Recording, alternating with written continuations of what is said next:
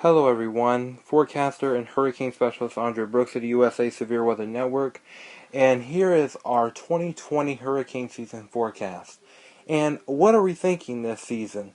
Well, firstly, we are thinking about a La Niña, and that is basically means cooler than average conditions in the Pacific, particularly along the equator.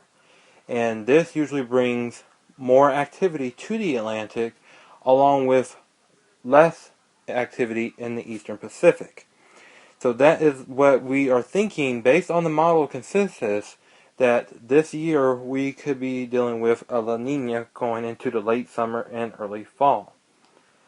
Now, with the water temperatures are going to be a positive AMO phase. And what that typically is where you have warmer waters in the tropics, cooler waters in the subtropics, and warm waters again near the polar regions. And this is all relative to average.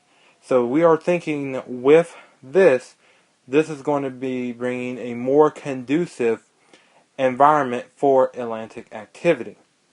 So going into our setup, our overall setup is going to be the classic strong Bermuda high. And what the Bermuda high does is, with the Bermuda high, we typically have the storms coming off of Africa and pretty much anywhere that develops within the tropics, including the Caribbean and the Gulf of Mexico.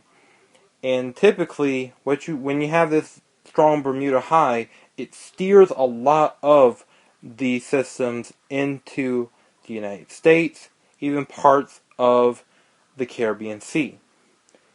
And with that, for probability of areas being impacted, the target areas are going to be more into the Gulf of Mexico and the Caribbean Sea, based on what we are seeing, along with an average in the MDR and off the southeast coast.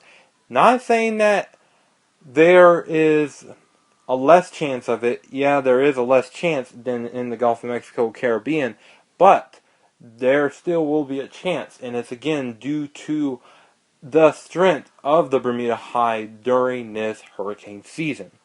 So with that, my forecast for this hurricane season is 15 named storms, 8 in which include hurricanes, which means winds of 74 miles per hour or higher. And then you have 5 major hurricanes, and that means 111 miles per hour or higher.